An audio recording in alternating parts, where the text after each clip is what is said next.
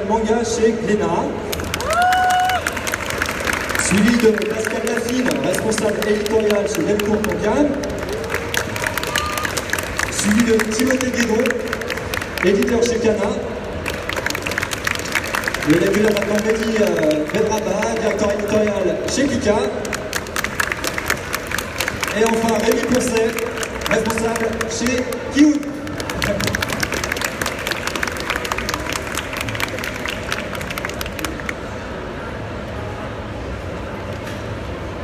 Bienvenue et merci de nous avoir rejoints. Alors première question avant vraiment d'aborder les étapes clés du développement du manga en France. Je voulais vous demander à chacun, petit tour de table, quel est le premier manga que vous avez tenu entre vos mains? Qui veut commencer? Pascal, peut-être on va commencer de gauche à droite. Ça date il y a trop longtemps, faut que je réfléchisse. Pas de plaisir, ça, Coco. Je vais avoir du mal à vraiment vous dire lequel c'est, parce que je pense que je devais être bébé. Mes parents lisaient du manga. J'imagine que c'est peut-être l'un des mangas que ma mère lisait beaucoup de shoujo, ce qu'on appelle les années 24 de l'ère chinois, donc pourquoi pas un Moto Hagio. Ça va être possible. Timothée, souvenir? Moi je vais pas faire très original, le premier que j'ai eu en main c'est un Dragon Ball, édité par Glénat. On commence direct avec du lourd. C'est confraternel, c'est bien, vas-y. Moi c'est très précis, en fait j'ai un grand frère qui a 6 ans de plus que moi et il m'a mis entre les mains l'édition couleur de Akira, c'était le numéro 18, les tout petits fascicules là colorisés par les Américains et ça a imprimé dans ma rétine là. Très jeune j'ai vu ça et c'est à cause de mon frère. Moi c'était un tome de City Hunter, plus connu sous le portrait sous le nom de Nicky Larson, que j'ai découvert dans une librairie qui n'existe plus aujourd'hui malheureusement, qui s'appelle Kunkap, dans laquelle travaillait Pascal à l'époque. C'était mon revendeur de cas. Et je me rappelle que le choc avait été super violent parce que jusqu'à présent j'ai été exposé au dessin animé, qui est culte pour plein de raisons mais qui n'était pas particulièrement beau. Et la différence de niveau entre le trait de Tsukasa Rojo et le dessin animé m'a beaucoup marqué à l'époque. D'accord, merci pour ces premiers souvenirs. Donc maintenant on va rentrer au cœur du sujet. Je vais parler d'Akira, on parle aussi des 30 ans du manga en France. Et quel est selon vous vraiment le point de départ? Est-ce que c'est 89 avec Akira? Est-ce que c'est avec les magazines des années 70, les fanzines, les Club Dorothée? Voilà ce que vous avez en tête. Le point de départ du manga en France, qu'est-ce que c'est? Je crois que ce qui a préparé le terrain, ça a été les dessins animés qui sont arrivés donc d'abord via Récréa 2 avec Goldorak, Animateur. Derrière, on a enchaîné avec le Club Dorothée, là, vraiment la déferlante. Et ça a habitué toute une génération à une esthétique, ce type de personnage, ce type de récit, voilà, à préparer le terrain à l'arrivée du manga. Je pense surtout qu'il y a eu deux entrées, peut-être une entrée très artistique avec Akira, justement, qui a été découvert par les gens qui lisaient aussi la bande dessinée franco-belge jusqu'à là, et une entrée, on va dire, beaucoup plus populaire chez les ados, pour justement les gens qui ont regardé les dessins animés et qui ont découvert que le dessin animé qu'ils regardaient, il y avait une œuvre originale derrière, Dragon Ball par exemple, et qui a vraiment été, tous les ados lisaient Dragon Ball à l'époque. Moi, je mets ça en point de génération. Donc la première, c'est Andy Goldorak. Ensuite, la génération Club Dorothée avec Dragon Ball Chevalier du Zodiac. Ensuite, Akira, mais qui est en fait un truc à part, puisque ça a ouvert à un public plus large avec des adultes, etc., qui ne s'intéressaient pas du tout à ça. Et puis après, il y a la génération maintenant qui pour moi découle d'Evangélion et tout ce qu'il y a après. Et quoi qu'il arrive, ce qui est sûr, c'est que c'est en France vraiment intimement lié à chaque fois à une adaptation animée. Parce que Akira, c'est sûr, il y a le choc en librairie du livre, mais il y a aussi le long métrage qui est un choc aussi à ce moment-là. Et après, effectivement, Club Dorothée en librairie, le fait de pouvoir acheter le livre de Dragon Ball, alors c'est le dessin animé qui a jeté ça. C'est toujours intimement lié, je pense, aux animés. Je suis d'accord avec l'analyse de mes confrères. Du point de vue strictement historique, effectivement, il y a des revues qui, dès la fin des années 70-78, publiaient déjà des récits de Tezuka, de Shinigami, etc. Mais c'était un échec complètement absolu. va parler de point de départ commercial, en tout cas pour le manga. Mais effectivement, la diffusion de dessins animés fin des années 70, début des années 80 a préparé le terrain à l'émergence du manga en France. On était vraiment prédisposés à accepter ça facilement.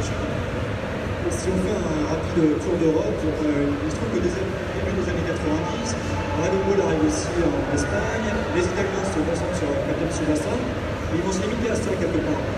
Nous, ça a explosé. Est-ce qu'il y a une raison culturelle en France pour laquelle le manga s'est imposé? Est-ce que c'est un marché du livre qui était déjà installé, des diffuseurs, des distributeurs qui étaient déjà présents? Ou alors peut-être d'autres références, je ne sais pas, une folie pour le Japon qui était déjà présente avant. Comment on peut expliquer qu'en France, on a tout pris? Tu parlais du marché du livre aussi. Je pense qu'il est important de rappeler qu'en France, grâce à la loi Langue et la pratique du livre, ça a permis de préserver un nombre important de librairies. Donc déjà, il y avait un réseau de libraires qui était là et donc qui pouvait accueillir les mangas. Ça a sans doute favorisé son arrivée, son implantation avec un réseau de libraires, prescripteurs, fans qui ont pu faire passer le message. Alors, je dirais qu'en Europe, il y a eu des dessins animés qui sont passés, mais il ne faut pas oublier qu'en France, nous, on en a eu sur TF1 qui à l'époque n'avait pas beaucoup de chaînes, c'était une chaîne unique. Il y avait quand même 27 heures de programme jeunesse sur TF1 avec plein de dessins animés japonais. Donc ça a créé une génération. Et puis après, il y a le papier qui est arrivé quand ça a disparu. En 97, je crois, je ne me rappelle plus. Et à partir de là, il y a eu le papier qui est arrivé. Et effectivement, la loi Langue fait qu'on a une façon de faire de la bande dessinée en France qui fait que ça a permis. Voilà, et puis, on a beaucoup de bande dessinée, pas seulement de la bande dessinée française, on a aussi du comics, etc. On a un pays qui absorbe et aime la BD et le livre en général. Donc, on absorbe tout, on digère. Ça crée des générations. Je pense qu'il y a une fanbase aussi qui s'est créée une vraie appétence pour ce genre de livre qui était très nouveau à l'époque. Et comme il n'y en avait pas assez, je trouve qu'il y a aussi une culture de l'import, quoi. Importer des mangas en VO, importer des artbooks en VO, même des animés en VO, des goodies.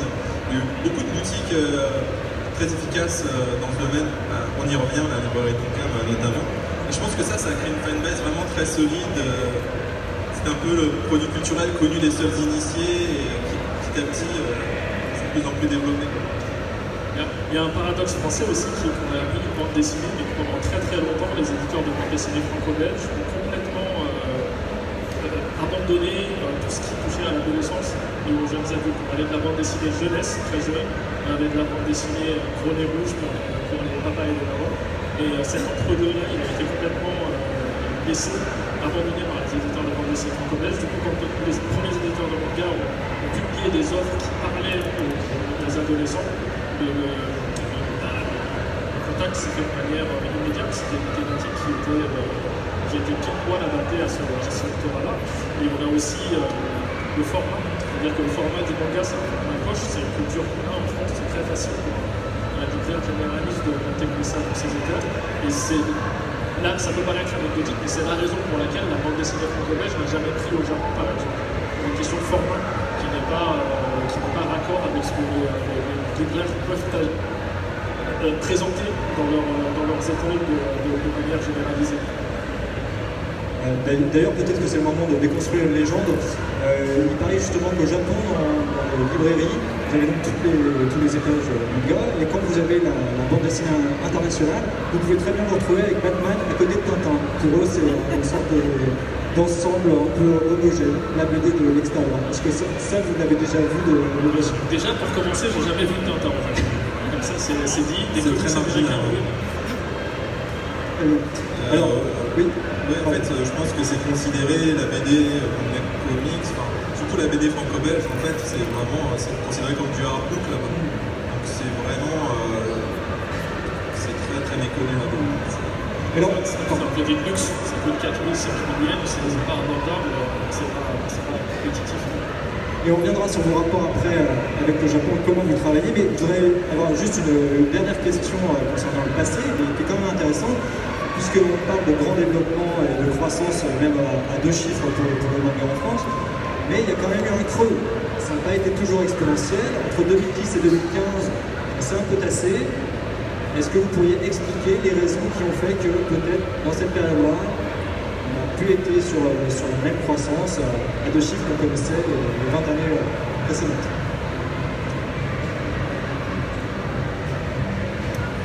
C'est dur ça c'est beaucoup de génération. Je pense que c'est aussi une période que le Japon a connue un peu avant nous, où il y a eu un passage d'une génération d'auteurs à une autre. Et je pense que c'est quelque chose de normal et naturel, et nous, on a eu le contre-coup. Mais après, c'est revenu en force, puisqu'il y a des séries comme One Punch Man, My Hero Academia, qui d'un seul coup, en fait, sont arrivées et ont été les... Il y a aussi Platinum End en même temps, qui fait que ça a pu permettre aussi de partir. Et puis en ce moment, il y a beaucoup de nouveaux genres, de nouvelles choses. Il y a beaucoup d'imagination en ce moment dans le manga au Japon. Si on prend les séries du Shonen Jump, qui sont des séries qui ont historiquement tiré le marché du manga en France, Dragon Ball, Naruto, One Piece, etc., la période dont vous parlez, c'est une période à laquelle Naruto, One Piece, Bleach, qui sont les 3 piliers du magazine, étaient déjà sur le marché depuis près de 15 ans, chacune d'entre elles. Cette série prenait tellement de place au Japon dans le magazine en question. Une semaine une couverture de Naruto, une semaine une couverture de One Piece, après Bleach. C'est très difficile de faire émerger des nouveaux auteurs et des nouveaux talents dans ce contexte-là. Et je pense que c'est pas du tout un hasard si My Hero Academia, si Promised Neverland ont émergé après que ces séries historiques se soient terminées dans le magazine et laissé plus de place et plus de visibilité à des nouveaux auteurs. De mon point de vue, il n'y a jamais eu de crise du manga parce qu'en France, on n'a pas perdu de lecteurs. Des événements comme Japan Expo sont là pour en attester, en même temps que les ventes ont craqué un petit peu. Japan Expo, en visiteurs, c'était l'explosion. On n'a pas perdu de lecteurs, mais il y avait, oui, une certaine lassitude par rapport à les séries qui dépassaient les 70 tomes, mais il n'y avait pas de lassitude par rapport au manga en lui-même. Et à côté des 3 blockbusters que Canet vient de citer, il y a eu aussi des Death Note qui ont tiré aussi le marché et ont amené une espèce de pic avec des Pluto qui se sont arrêtés. Donc après, voilà, forcément ça se calme, il faut que la machine refroidisse un peu. Et après, je rejoins ce que disait Alain, voilà, il fallait laisser la place à nouveau venu. Et je pense que c'est aussi tout simplement une question de cycle, c'est-à-dire qu'il y a des moments de creux comme là, ça a été le cas. Et là, en ce moment, on vit une nouvelle embellie parce qu'il y a de plus en plus de séries best-sellers qui s'écoulent à plus de 200 000 exemplaires. Donc là, voilà, il y a une nouvelle vague qui fait que, effectivement, c'est pas une lassitude, c'est pas dû à une lassitude, ça n'a jamais été... des fois, j'entendais parler de mode du manga en France, et en aucun cas, c'est une mode, c'est là, ça reste, ça bouge pas. C'est juste que des fois, il y a des creux, et là, on reconnaît une nouvelle vague très très sereine. Je crois que c'est intéressant parce que ce sont les années où One Piece a progressé de manière très fulgurante, mais il était peut-être le seul justement à être sur le marché encore dynamique. Et peut-être qu'après cette période, Dragon Ball par exemple, dans cette période on était plutôt sur une fin de cycle.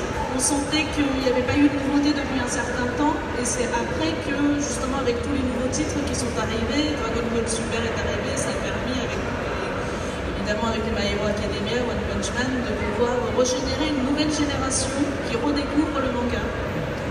Est-ce qu'on peut dire un mot justement alors ça c'est pour le marché français qui se porte bien, du marché japonais? Où ils en sont? Est-ce que le papier sera toujours aussi bien? A priori, au moins. Ça aussi c'est le grand paradoxe, c'est que le manga s'est jamais aussi bien porté à l'étranger, et en même temps on est dans une situation de crise au Japon qui est structurelle. Ils font de moins en moins d'enfants, ils sont de moins en moins de lecteurs de manga, et puis à la concurrence du téléphone portable, des jeux vidéo, etc.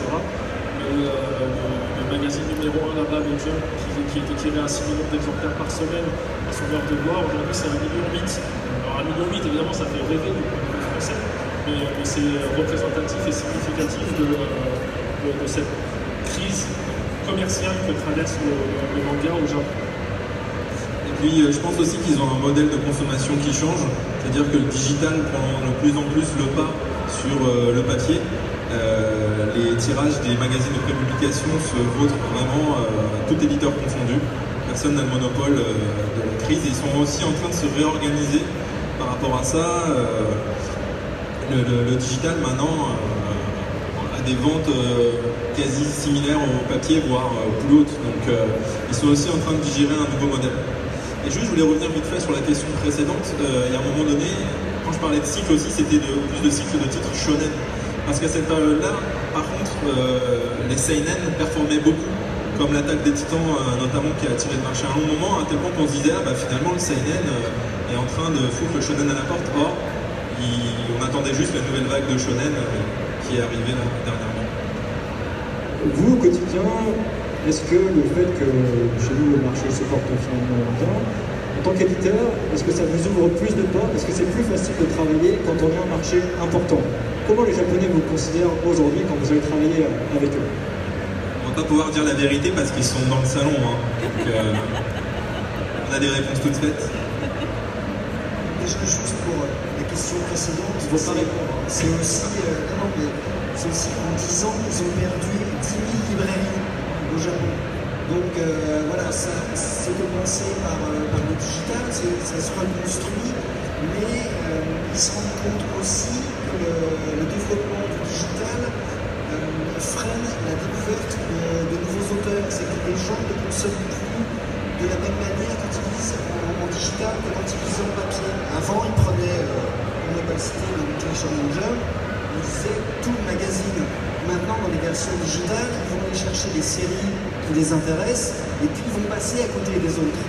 Parce qu'à côté de ça, ils vont jouer sur leur téléphone. Et donc, voilà, le vivier aussi de jeunes auteurs est plus difficile pour eux à faire émerger. Ce qui complique un peu la donne. Je pense qu'il y a une question le marché français est très grand, on est plusieurs sur le domaine aussi, mais il y a une question historique. Ça fait très longtemps qu'on travaille avec eux, on n'a jamais eu de rupture de relation, on a toujours été en très bon contact avec eux. Effectivement, au bout de 30 ans à travailler ensemble, je pense qu'il nous faut un peu plus confiance sur notre façon de faire. Et on n'est pas des gens qui ne connaissent pas, qui arrivent tout d'un coup en disant je veux éditer votre meilleur titre. Effectivement, c'est beaucoup plus facile peut-être de travailler dans cette relation-là aujourd'hui qu'il y a 30 ans quand M. Lénard arrivait dans une maison d'édition où personne ne le connaissait. Ce qui est plus compliqué peut-être, c'est que les Japonais vont chercher la croissance à l'extérieur aussi, puisque le marché national est en crise, et que ça passe en France par le rachat de certains éditeurs, puisque le Kazé est passé sous le gérant japonais il y a un moment maintenant. Ça rend la compétition plus compliquée. Les relations avec les éléments japonais sont toujours très bonnes, mais ça rend la compétition plus compliquée, puisque des titres qui historiquement pouvaient se retrouver chez n'importe lequel des 3 grands éditeurs du marché français, aujourd'hui vont aller plus facilement vers les filiales ou les groupes qui ont des accords de préférence avec ces éditeurs japonais. Ça, c'est un petit peu plus compliqué. Et sur le contenu, puisque là on parle de chiffres, mais sur le contenu, est-ce que les Japonais ont ouvert aussi les mangas à des influences peut-être du comics voilà. Est-ce éditorialement, est-ce qu'ils ont proposé quelque chose de neuf face à l'essoufflement? Oui, moi je trouve que là, en ce moment, il y a... Là, en ce moment, hein, tu veux dire, de nos jours. En gros, depuis 2010. Je trouve que, oui, il y a des artistes qui arrivent et qui proposent vraiment quelque chose de très différent, qui satisfont le public manga et qui va aussi au-delà. Voilà, nous, notamment, chez nous, on a l'atelier des sorciers de Kamome Shirahama qui propose une richesse graphique qui va puiser son influence absolument partout. Elle n'a que faire des étiquettes. Elle est fan de comics, elle est fan de BD, elle est fan de manga. Et ça se ressent dans son trait à tel point que même des gens qui n'ont jamais lu de manga se jettent dessus, que ce soit en sens de lecture japonais ou pas, ils s'en fichent, ils y vont. Et je trouve que ça ouvre la voie à des œuvres encore plus profondes artistiquement, mais aussi au niveau de l'univers. Quand même, la plupart des mangas faits au Japon sont faits par des Japonais pour des Japonais, sont quand même très focus sur leur marché. Et c'est un peu le bonus, nous, même si comme Ahmed le disait, de plus en plus ils vont chercher des revenus chez nous à l'extérieur, mais ils ne formatent pas leur œuvre pour que ça plaise à l'étranger. Mais par contre, il y a des auteurs qui ont des personnalités, des influences grâce aux réseaux sociaux et au voyage, qui font qu'il n'y a plus de hier. Et l'Atelier des Sorciers, moi je trouve que c'est une des plus belles exemples de ça. C'est vraiment hybride, quoi. C'est ça, ce qu'on dit à raison, c'est la grande différence. Il n'y a pas vraiment des éditeurs, parce qu'à chaque fois qu'on pose la question à des éditeurs japonais, est-ce que vous prenez en compte l'étranger quand vous créez vos séries? Ils disent tous, on pense au Japon, produit pour le marché national, et si ça marche à l'étranger, tant mieux. Mais par contre, on a une génération d'auteurs qui est la première au Japon à avoir vécu la mondialisation de la pop culture et qui a des influences et des références graphiques et narratives qui sont plus seulement du Japon et qui viennent aussi de l'étranger. Du coup, ça donne des œuvres un petit peu plus hybrides et plus à même de plaire partout dans le monde. Mais ça vient des auteurs plus que des éditeurs. Alors, après, il y a aussi des gens qui évoluent énormément. À un moment donné, c'était le survival. Là, en ce moment, c'est l'heroic fantasy. Il y a quelques années, il y avait Maxime qui était sorti. C'était passé sans plus en France. Et au Japon, ça n'avait pas trop marché. Mais après, il y a eu SAO. Et à partir de SAO, il y a eu un énorme succès qui a fait évoluer. C'était d'abord des gens coincés dans un ordinateur. Et puis après, c'est devenu aujourd'hui vraiment de l'heroic fantasy pure. Et on trouve des trucs super bien en ce moment dans ce domaine parce que les auteurs ont beaucoup d'imagination et ça évolue énormément. Ils sont même très curieux, que ce soit les éditeurs ou les auteurs, de ce qui se passe ici, que ce soit en manga mais aussi en production européenne ou américaine. My Hero Academia, forcément, ils ont été voir du côté du comics de super-héros comment ça se passait. Et là, nous, avec Albator, Akita Shoten, avec les Jin Matsumoto, a accepté qu'on le développe en bande dessinée. Et donc, c'est ce rapport, tiens, mais ça veut dire que nos licences ont marqué à l'étranger et on est curieux de voir en retour ce que ça va donner au Japon, puisque la bande dessinée pour l'instant est proposée au Japon sur un site des éditions Akita Shoten. Donc on est dans un mouvement de va-et-vient, de discussion actuellement qui est très stimulante pour les auteurs et les éditeurs.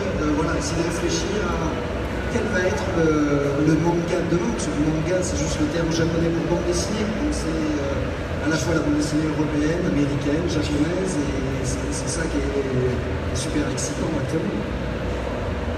C'est vrai qu'on a des auteurs japonais qui jusque-là considéraient que leur seul lecteur était au Japon, et aujourd'hui ils arrivent à réaliser de plus en plus que leurs lecteurs sont dans le monde entier.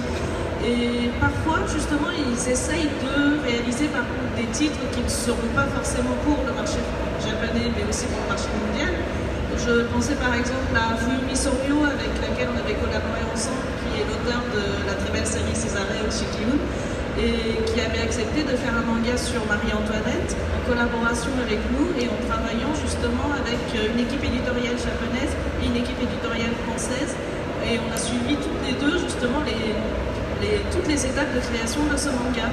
Et effectivement, si d'autres auteurs suivent cette voie pour pouvoir justement pas forcément penser aux lecteurs japonais, mais penser aux lecteurs français ou même américains, de par le monde entier, je pense qu'on peut avoir même, pourquoi pas, des collaborations intéressantes entre des auteurs français et des auteurs japonais. Donc, je pense que l'avenir est plutôt orienté dans ce sens-là. Je reviens aussi sur une formule qu'a utilisée Timothée, concernant l'émergence de nouveaux auteurs, de nouvelles pépites. Est-ce que là, pour le coup, votre travail est plus difficile? Comme tu disais qu'avec le développement du digital au Japon, ça permettait moins à des figures d'émerger, de nouvelles figures d'émerger là-bas. Est-ce que vous, dans votre quotidien aussi, dans votre travail, dénicher une pépite, dénicher un nouvel auteur, c'est devenu compliqué? Si c'est devenu compliqué de trouver des nouveaux titres, tu veux dire? Un nouvel auteur ou de nouveaux titres un peu qui seraient peut-être un peu passés sous le radar avant. Ça nous prend plus de temps qu'avant, je dirais. Parce qu'il y a toujours des magazines papier et à côté de ça, tu as tous les magazines numériques que tu dois éplucher, compulser pour être à la fin de la nouvelle pépite. Ça prend plus de temps. On en a ras la gueule en fait, il y a trop de sources, il y en a partout, disons-le. Et moi, je découvre des séries, des fois, il y a déjà 3 chapitres. Moi, j'ai l'impression, mais peut-être que je suis juste en train de devenir un vieux, que c'est plus difficile parce que j'ai l'impression que le marché japonais se referme un petit peu sur lui-même. Comme le lectorat là-bas vieillit de plus en plus et qu'il y a de moins en moins de lecteurs grand public de manga, mais de plus en plus de lecteurs ultra hardcore spécialisés otaku, la production va de plus en plus dans cette direction-là. L'explosion de ce que Pascal disait tout à l'heure, le isekai, notamment toute cette catégorie de récits dans laquelle une personne du monde moderne meurt et se retrouve dans un setting de fantasy ou de jeux vidéo, etc. C'est le genre éditorial qui explose là-bas en ce moment.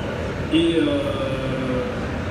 c'est clairement pas grand public et c'est quelque chose que je regrette dans le sens où, c'est pas une insulte pour les otaku ou les fans hardcore, hein, mais plus grande partie de la production japonaise va vers ces titres-là, et c'est un peu le serpent qui se mord à la queue. Moins il y a de titres grand public, transgénérationnels comme il y a pu y avoir dans les années 80-90, et plus le public en même temps se détourne de la production des mangas.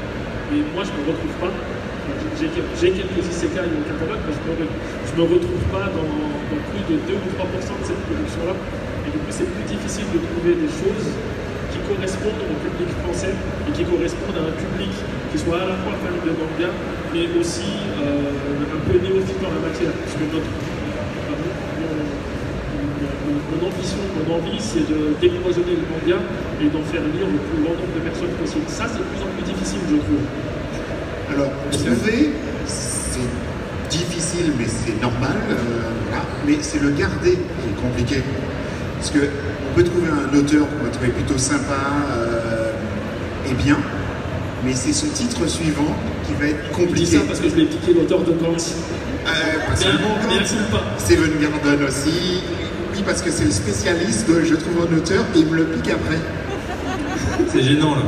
Très gênant, très gênant. On va les laisser. Mais en tout cas, dans toute cette surproduction au Japon, je trouve que c'est pas parce qu'il y a plus de sources où on peut puiser des titres qu'il n'y a que des bombes qui sortent.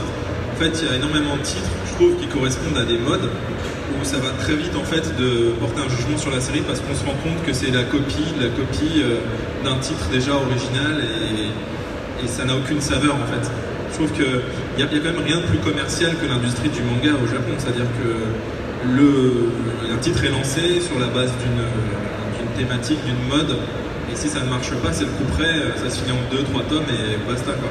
Donc il y a quand même une évaluation qui va assez vite malgré cette surproduction, je trouve. J'aimerais qu'on dise aussi un mot du public français, donc on a quelques-uns face à nous.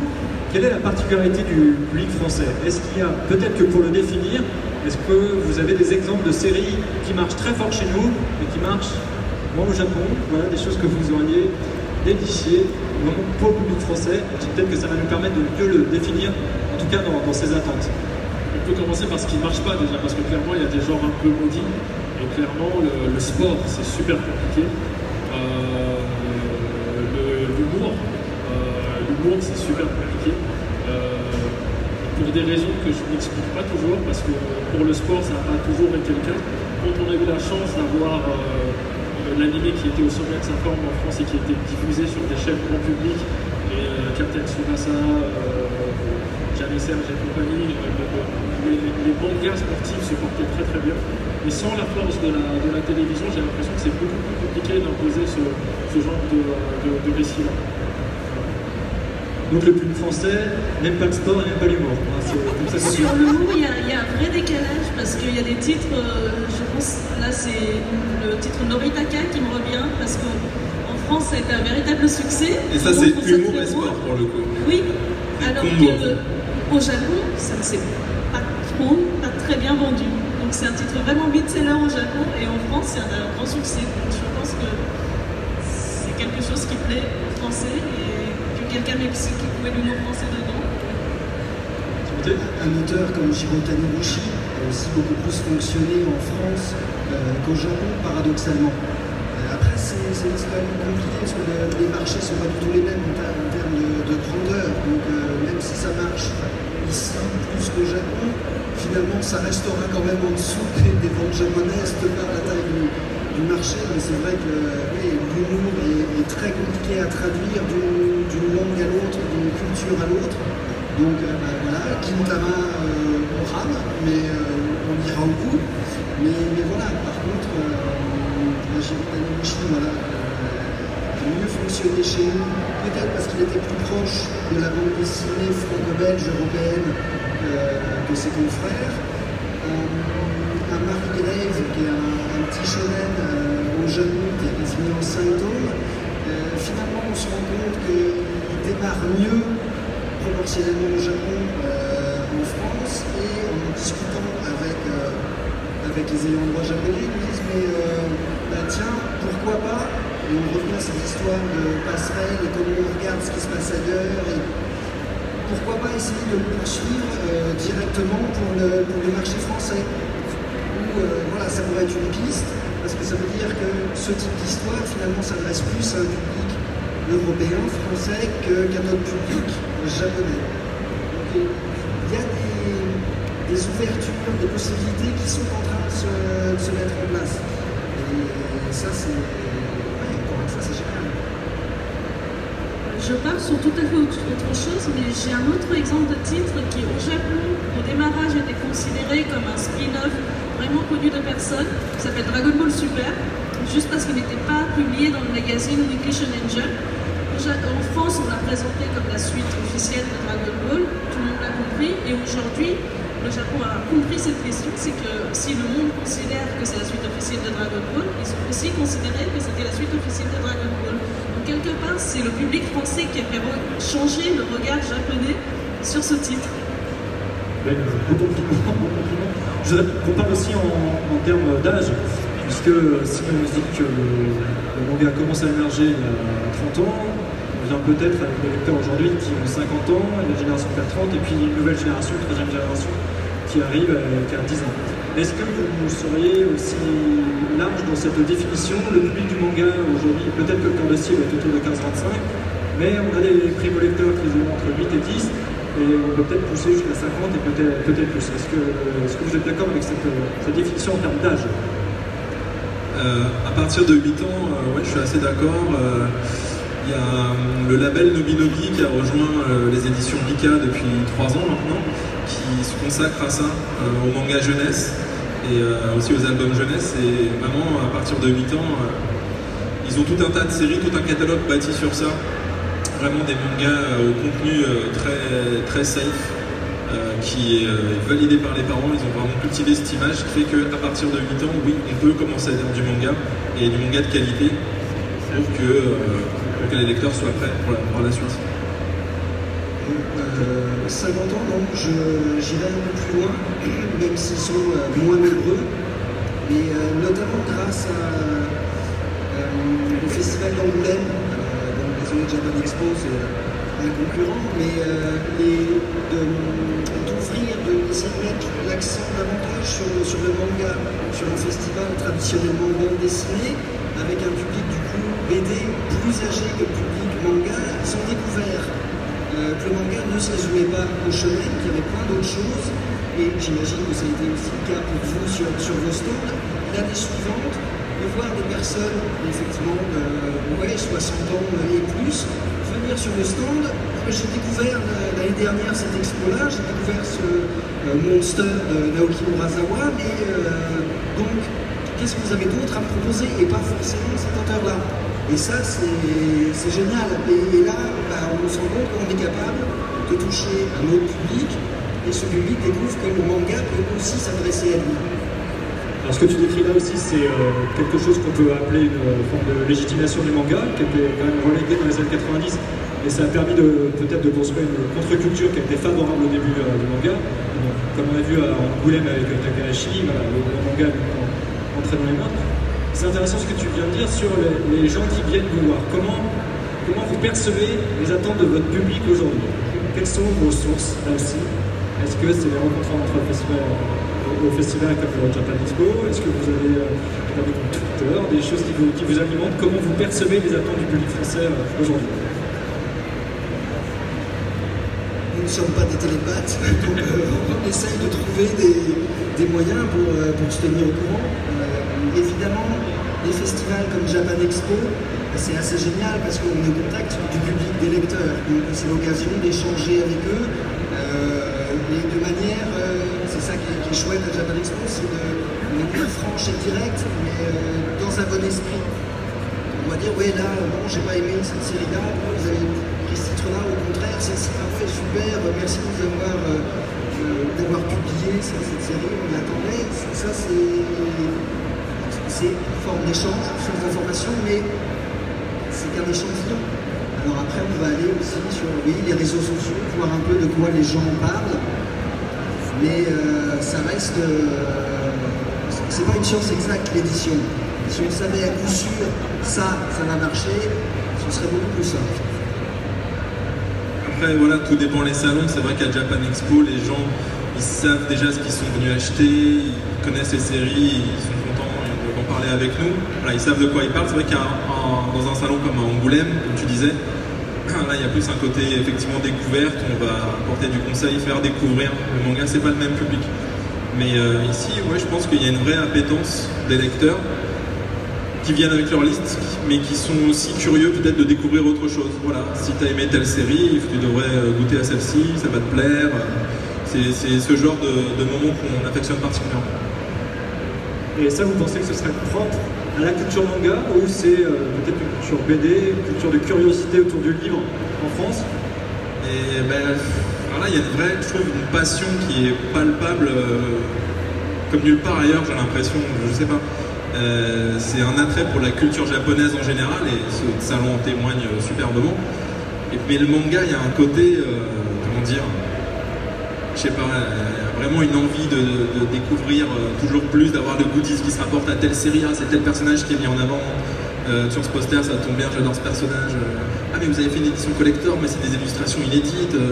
Il y a vraiment, ouais c'est ça, une espèce d'envie du lecteur d'avoir une emprise sur cet univers qu'il affectionne tant. Et il doit y avoir la même chose dans d'autres pans de la culture, mais ici c'est vraiment particulier. Ok, bon, et maintenant on va aborder l'avenir, puisque c'est quand même le thème de cette 20e édition de Japan Expo, le futur. Peut-être question très difficile, puisque chez nous ça n'a pas encore pris, mais est-ce que la culture manga va forcément passer par le digital à présent? Comme vous l'avez décrit, au Japon ils ont amorcé cette transition. Est-ce que vous sentez que c'est ça, ou alors nous sommes un vieux peuple réfractaire au changement et nous allons vouloir garder ces petits volumes papier bien physiques? Qu'est-ce que vous sentez? Moi je suis un peu pour l'option 2 là. Je trouve qu'il y a une espèce d'exception française, contrairement aux États-Unis ou au Japon. Les deux médias peuvent coexister, mais on aime bien les objets en France. J'ai l'impression que le côté collection est très important, plus qu'ailleurs, j'ai l'impression. Puis il y a aussi un problème de place au Japon. Le digital finalement ça arrange, les gens ont peut-être moins gardé. Nous ici, je trouve que c'est deux médias qui vont, le digital et le papier, qui vont être amenés à coexister, mais je pense pas que l'un va prendre le pas sur l'autre. Et puis en France on a un réseau de librairies qui est extrêmement riche.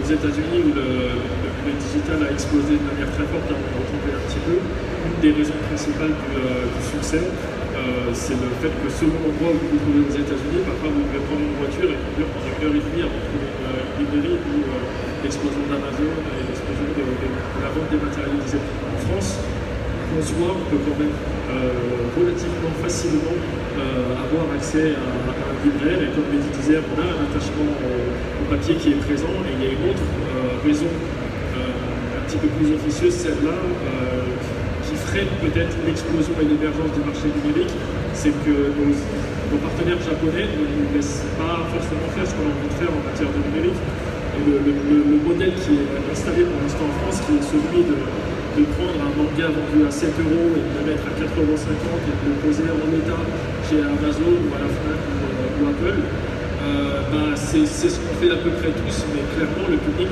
n'a pas envie de ça. Je donne un exemple très concret sur My Hero Academia, sur le tome 1 qui est paru en 2016. On a dépassé les 230 000 exemplaires vendus de la version papier, un énorme succès. La version numérique du tome 1 paru en même temps, on est à 600 exemplaires. Donc si c'est pas un désaveu criant du fait que les gens ne veulent pas de ça, Je ne sais pas ce que c'est. Il y a d'autres manières de consommer le numérique qui sont implantées dans d'autres médias, des séries télévisées, musique, etc. Mais ça, c'est des choses que, dans l'état actuel des choses, on n'a pas vraiment le droit de tenter. Je pense que ça limite aussi un petit peu l'émergence du marché numérique. Après, je trouve ça dommage qu'on mette toujours en confrontation les deux, parce que les deux peuvent exister. Et je trouve ça vraiment très triste qu'à chaque fois, l'un doit tuer l'autre automatiquement. Alors que pour moi, c'est une question de goût. Il y a des gens qui aiment bien lire du numérique et des gens qui préfèrent le papier. Mais je pense que les deux peuvent vraiment exister. Et surtout que le numérique peut devenir quelque chose de différent. Il suffit de voir les webtoons avec le scroll, c'est une façon complètement différente de lire de la bande dessinée, mais c'est pas pour autant que ça va tuer le papier. Pour moi, ça va tuer le papier parce que c'est un autre produit, c'est pas du tout la même chose. Par exemple, la Corée a fait le choix de quasiment abandonner le papier au profit des webtoons. C'est un choix, donc du coup, ils sont que là-dessus. Mais après, c'est une question vraiment de façon de lire, d'envie de lire, etc. C'est d'autant plus frustrant que la grande force du manga, c'est quand même son côté feuilletonnant. Parce que les lecteurs aiment bien, les lecteurs qui passent par des sites pirates, je sais qu'il n'y en a pas dans le public, vous êtes tous très honnêtes, ce qu'ils aiment, ils lisent pas pirate parce qu'ils ont envie de lire pirate, ils lisent pirate parce que ce qu'ils aiment, c'est de lire chaque semaine un nouveau chapitre, toutes les 2 semaines ou tous les mois, et d'avoir ce rendez-vous régulier avec les personnages qu'on aime bien, l'univers dans lequel on aime bien bouger. Et dans l'état actuel des choses, on ne peut pas vraiment dupliquer ce modèle, même s'il y a des expériences chez les confrères, de la taille et compagnie, mais le faire à la japonaise, et ça, c'est assez frustrant. Moi, je voulais juste vite fait, excuse-moi Satoko, rebondir sur ce que Pascal disait. Effectivement, moi, je trouve ça beaucoup plus intéressant de parler du digital, parce que voilà, le papier s'est implanté d'où. Évoquer le digital pour dire qu'est-ce que ça pourrait apporter comme plus-value, comment ça peut se compléter. Et je trouve ça intéressant, tu ne fais pas beaucoup de pubs, mais pour World End RM, je crois, il me semble que la version digitale est en couleur, voilà, alors que la version papier en noir et blanc.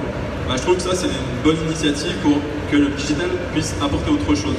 C'est en ces termes, je pense qu'on devrait en plus, ce qui est étonnant, c'est qu'à partir du moment, en fait, la version, quand on l'a sortie, l'adaptation de la version papier en noir et blanc, ça se vendait vraiment très moyennement. Et dès qu'on a mis la version en couleur, ça a explosé. Il faut le dire.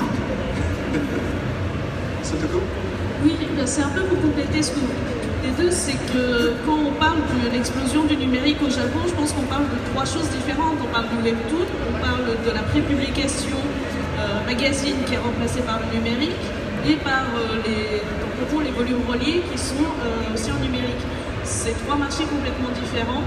Et c'est vrai qu'en France, la prépublication n'existe pas, donc c'est un marché qui n'existe pas, qui ne peut pas être remplacé non plus. Pourquoi pas, on pourrait un modèle de prépublication via une voie numérique et pourquoi pas envisageable, c'est quelque chose qui n'existe actuellement pas. Pourquoi pas, ça pourrait... Entre le piratage ? Oui, non, sur l'avenir, mais ça viendra aussi peut-être des auteurs. Ne les oublions pas, sans eux, il n'y a pas de livre, qu'il soit papier ou digital. Donc c'est eux aussi qui vont avoir des envies par rapport à ce support, façon de raconter des histoires ou d'exploiter les possibilités qu'offre le numérique et qui vont faire que les choses vont évoluer. L'avenir ne sera pas sans les auteurs. Bien sûr, mais justement, comment on va pouvoir évoluer cette forme de narration? Est-ce que, on parlait des différentes possibilités maintenant dans le temps libre qui n'est pas extensible à l'infini, sur les réseaux sociaux, les jeux vidéo. Bon. Est-ce que les mangakas vont être obligés de faire évoluer leur récit, peut-être avec des chapitres de plus en plus courts? Donc, je me souviens de Kubo, le mangaka de Fire Force, qui racontait ça, qu'il fallait vraiment maintenant avoir des chapitres de plus en plus courts pour accrocher les lecteurs. Est-ce que vous sentez que c'est une évolution possible? Les mangakas vont changer, ce ne sera plus des chapitres de 30 pages, peut-être de 25 pages. Est-ce que ça peut être une des pistes? J'ai l'impression qu'on parle justement de choses différentes. Il y a le webtoon qui est justement là pour être lu sur internet et pour être plus court, assez rapide. Et il y a le manga, on va dire, traditionnel qui est plus facile à lire, moins en un chapitre à ses conséquences. Ne serait-ce qu'en termes de prépublication, il y a certaines séries qui sont prépubliées en format de 15 pages, d'autres qui sont prépubliées en format de 30 pages ou 50 pages. je pense que ces œuvres, ça dépend des contenus des œuvres. Certaines œuvres vont exister sous un format beaucoup plus court, d'autres doivent exister dans un format beaucoup plus long. Et peut-être que justement, le fait de choisir une prépublication numérique ou papier, ou les deux, on va pouvoir s'adapter à chaque titre, au contenu de chaque titre. Là où il n'existait qu'un schéma éditorial qui était le papier, peut-être que les auteurs vont pouvoir avoir plus de liberté créative pour pouvoir adapter la forme au contenu de ce qu'ils veulent créer. Autre question de l'avenir, on a dit que le marché français était relativement important maintenant. Je parle aussi des auteurs français, maintenant, ça fait un moment, mais les auteurs français qui sont peut-être plus reconnus maintenant au Japon. Donc on a vu par exemple l'exemplaire Radiant il y a 2 ans. Est-ce que vous sentez chez eux une appétence aussi pour découvrir peut-être des auteurs en France? Est-ce que vous avez senti ça du côté des grandes maisons d'édition japonaises? Une appétence pour les auteurs français? Pour ma part, pas trop. Il y a une curiosité, ça c'est sûr, mais le marché japonais, je pense, les occupe déjà beaucoup, mais ils ont un œil maintenant différent. Ils savent que ça existe, et maintenant de là à signer une série, je sais pas. Nous, on a un projet qui va sortir en septembre par le pouvoir des dessins animés avec Elsa Brandt. Et on revient sur cette curiosité des éditeurs japonais, où c'était un peu une envie de notre part, évidemment, une envie de la part d'un éditeur japonais qui disait mais pourquoi le manga cartonne autant en France? Pourquoi des auteurs français ont envie de se mettre au manga? Et est-ce qu'on ne pourrait pas imaginer un projet qui expliquerait ça aux lecteurs japonais, qui sont aussi tiens, mais qu'est-ce qui se passe en France? Et donc on est parti sur cette idée-là. Donc on va travailler une espèce de ping-pong entre le Japon et la France sur expliquer les choses. Et Elsa le fait, s'est prêtée au jeu. Elle raconte son histoire. Donc elle va repasser dans l'arrivée des dessins animés en France, comment ça a marqué toute une génération d'auteurs. Et elle le fait avec humour. Et voilà, on a essayé donc casse-gueule, parce que ça va être de l'humour d'une langue à l'autre, d'un pays à l'autre. Est-ce que les lecteurs japonais s'y retrouveront? En tout cas, on a essayé de leur donner des clés de compréhension sur ce qui s'est passé en France et pourquoi il y a autant d'auteurs français qui aujourd'hui ont envie de se lancer dans le manga avec les conditions de travail des auteurs français qui ne sont pas du tout les mêmes par rapport aux auteurs japonais, où ils ne travaillent pas pour des magazines de prépublication, ils travaillent seuls, sans assistant. C'est encore une fois cette curiosité, ce dialogue qui va donner de nouvelles choses. Alors, il y a une chose que je pense qui peut se développer aussi pas mal, c'est le fait que des éditeurs français aillent chercher des Japonais pour faire des projets pour la France. Ou prendre même des licences qui ont marché pendant un moment, c'est le cas par exemple d'Albator en ce moment, et de les adapter pour le marché français. Ça, je pense que c'est quelque chose qui peut se développer. Il y a aussi Kyun qui a fait pas mal d'auteurs japonais ils ont créé des BD par eux-mêmes. Je pense que c'est quelque chose qui... Effectivement, on fait de la création originale depuis 15 ans maintenant, avec des auteurs français, mais surtout avec des auteurs japonais. Et on a senti dès le départ énormément d'intérêt de la part des éditeurs japonais, parce que d'une part, vu que ce sont des auteurs japonais, ils ne sont pas dépaysés en termes de graphisme, de découpage, etc. Mais aussi parce qu'ils ont envie de voir comment travaille un éditeur étranger avec un auteur japonais. Est-ce que l'histoire est découpée de la même manière? Est-ce que la tension arrive au même moment? Et ça les intéresse énormément. Et c'est pas juste de la curiosité, parce que nous, sur les 5 créations originales qu'on a lancées en 2018, il y en a 3 qu'on a vendues à des éditeurs japonais et qui vont être publiés dès la fin de cette année. D'abord dans des magazines de prépublication et ensuite en ouvrage revue. Beyond the Clouds et Lost Children en l'occurrence, et Tsugumi Project aussi qui sortent juste aujourd'hui en France. Donc ils sont vraiment intéressés artistiquement, mais ils sont aussi intéressés commercialement parce qu'ils se retrouvent dans des thématiques qui ne sont pas forcément celles qu'ils développent naturellement dans leur pays, et ils y voient un intérêt éditorial et commercial. Ça c'est une grande fierté, parce qu'aujourd'hui on n'est plus considéré seulement comme un éditeur de licence, mais comme un éditeur à part entière. Donc on a eu la chance de travailler avec quelques auteurs japonais aussi, comme sur Kagasta, qui est maintenant disponible sur Netflix, et qui a commencé d'une création originale d'une auteure japonaise qui ne voulait pas travailler avec un éditeur japonais. Et on a réussi à discuter avec elle. On fait aussi des créations en commun avec des éditeurs japonais autour de Chi. On commence à faire quelques projets aussi. Et je trouve qu'actuellement, il existe une difficulté à faire collaborer des éditeurs, artistes internationaux et japonais, c'est la barrière de la langue. Il existe quelques personnes qui arrivent à maîtriser, par exemple, le français et le japonais, et à faire le lien entre les différents créatifs. Mais on va pas se voiler la face, je pense que 99% des auteurs japonais ne parlent que japonais. Les auteurs français souvent parlent anglais, mais ça ne suffit pas justement à faire installer une conversation créative qui aille suffisamment loin dans, on va dire, la création d'une œuvre. Il faut parler d'émotions, de choses qu'on ressent, et justement une barrière d'une langue qu'on ne maîtrise pas, qu'on comprend à peu près, mais qui ne passe pas totalement, est quelque chose de très difficile. Si quelques-uns d'entre vous sont auteurs et désirent collaborer avec le Japon, n'hésitez pas à vous mettre au japonais tout de suite, à l'anglais au minimum. Moi je voulais quand même parler, il y a comme des choses aussi, des signes encourageants, des choses qui font que les choses vont dans le bon sens aussi pour les auteurs français qui rêvent d'être publiés au Japon. C'est que nous, notre auteur Renaud, qui fait Dreamland depuis maintenant plus de 10 ans, a réalisé un petit rêve quand même quand les ayants droit de Osamu Tezuka lui ont proposé de redessiner un chapitre hommage au roi Léo, ce qu'il a fait vraiment avec brio. Il s'est éclaté et il a vraiment repoussé les limites de son art pour rendre cet hommage. Et le fait qu'il se tourne vers des auteurs français, dont Elsa aussi, il me semble, c'est quand même un signe aussi de...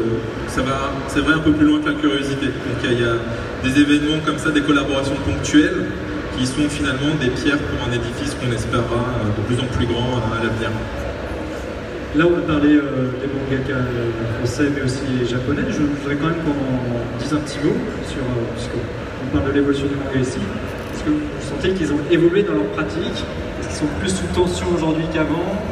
Est-ce que peut-être certains s'entourent de plus en plus d'assistants? Comment ça tourne? Et quand vous avez travaillé avec eux, est-ce que vous leur avez imposé des conditions de travail à la française ou à la japonaise? Je ne sais pas si je pense qu'on leur a toujours mis la pression et ça n'aura jamais changé. Hein. C'est même le modèle, il est comme ça. C'est il travaille sous pression, quoi qu'il arrive, 7 jours sur 7. Moi, quand je vois un auteur comme Hiro Mashima, je trouve que la pression, c'est lui qui se la met tout seul. Dans le sens où le mec veut se challenger. C'est-à-dire que depuis Fairy Tail, il est censé ne plus rien avoir à prouver. Et pourtant, avec sa nouvelle série Eden Zero, il veut encore aller plus haut. Et à côté de ça, il est très impliqué dans la suite de Fairy Tail, qui scénarise et storyboard lui-même. Mais c'est une pression, si tu veux, qui vient de lui.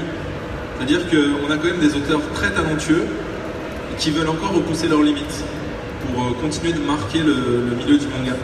Donc voilà, je pense qu'il y a aussi ça qui existe. Il y a vraiment un feu sacré chez ces auteurs d'un même magazine de prépublication, où il y a une concurrence assez saine en fait, d'un auteur à un autre, qui cherchent toujours à se dépasser. C'est comme des héros de shonen. C'est vraiment, ils sont à l'image de leur héros.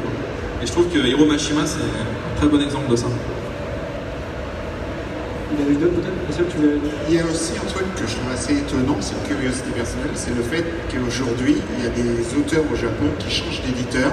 Donc pendant très longtemps, les auteurs passaient quasiment leur vie entière chez un même éditeur. Et ça, je trouve que c'est quelque chose qui est assez étonnant.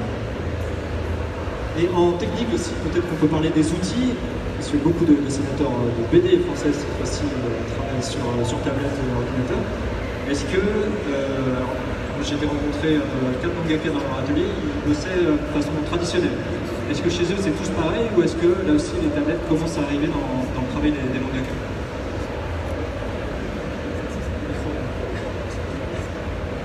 Il n'y a pas une réponse, il y a autant de réponses que d'auteurs. Donc oui, l'outil numérique rentre aussi dans les ateliers japonais, comme il est rentré dans les ateliers des auteurs français, de manière différente. À chaque fois, ils s'adaptent à leur propre façon de travailler. C'est une évolution, c'est des solutions qu'on trouve. On a de nouveaux outils, comment je peux l'exploiter pour soit gagner du temps sur tel aspect. Il n'y a pas de réponse unique. C'est une histoire d'auteur et dans sa pratique et de ses envies. S'il est plus à l'aise pour certains éléments avec la plume et le papier traditionnel, ou au contraire, il a besoin de pouvoir se lâcher, de pouvoir se dire mais je peux, c'est pas grave, je peux recommencer 15 fois parce que je suis sur le numérique. Voilà, c'est une histoire d'auteur avant tout.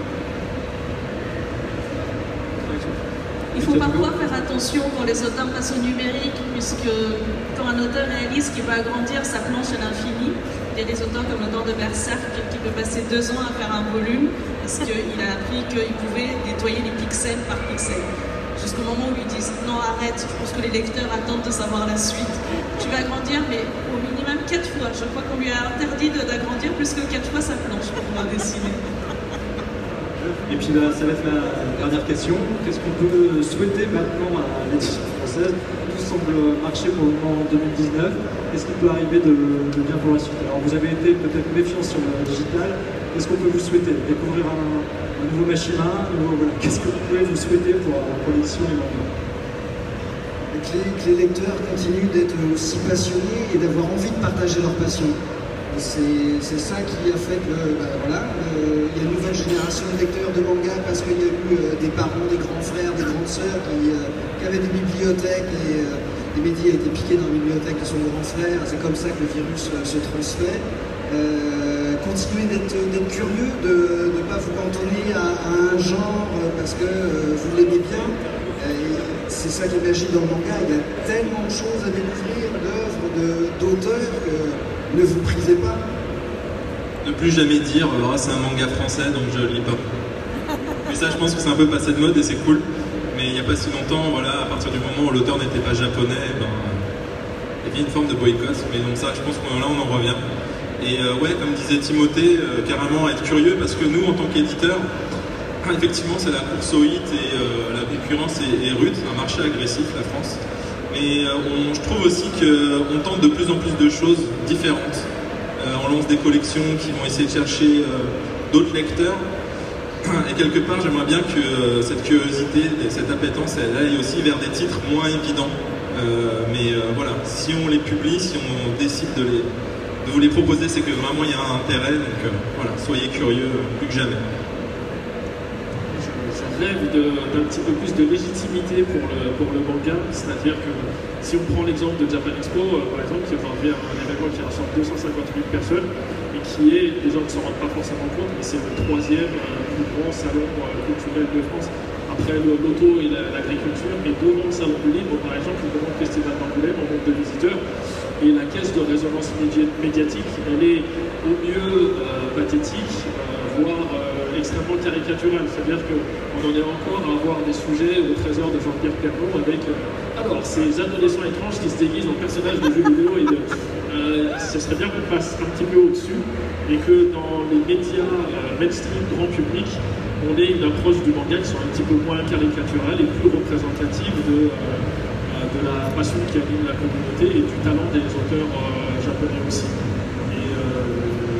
Ça se répercute dans les médias, que ça se répercute dans le palmarès d'un festival comme celui d'Angoulême, qui est un festival international, mais cette internationalisation-là, elle ne se sent pas vraiment dans le palmarès.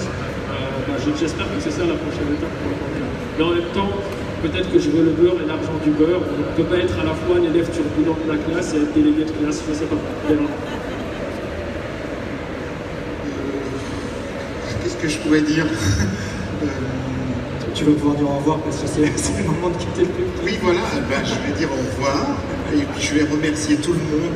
Une dédicace à quelqu'un? Alors, si je devais faire une dédicace, c'est s'il y a des gens qui lisent Jojo dans la salle, voilà, en profiter pour les remercier parce que Jojo, c'est une série sur laquelle j'ai beaucoup souffert. Quand j'ai commencé, ça ne se vendait pas du tout. Et aujourd'hui, ça vit bien grâce à une communauté qui est très très forte et qui aime ce titre.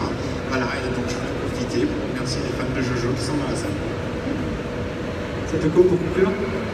l'avez laissé en dernier. Oui, je voulais surtout vous dire que si on est tous là ici, je pense qu'on est tous des passionnés de manga. On fait ce travail, ce n'est pas vraiment un travail, je pense qu'on le fait vraiment par passion. Et justement, ce qu'on essaye de faire quand on choisit des titres au Japon et qu'on essaye de les proposer, ce n'est pas parce que c'est forcément la méga licence. Je sais que des fois, on choisit des titres, enfin, très souvent, et la plupart du temps, on choisit des titres parce que ce sont des coups de cœur. Et c'est pour ça qu'on aimerait bien, quand on vous propose quelque chose, on aimerait bien que vous les lisiez. Et même si parfois ça vous semble un peu hétéroclite, je sais que récemment j'ai publié un titre qui s'appelle Tokyo Revengers sur les gangs des Fuyou. Il y a beaucoup de gens qui m'ont dit mais tu es une fille, tu ne devrais pas comprendre. Ce n'est pas du tout ça, c'est vraiment un titre juste paniche, ce n'est pas pour les gens qui veulent s'habiller en Fuyou, c'est vraiment pour un très beau manga de suspense avec des personnages très badass qui vont plaire à tout le monde.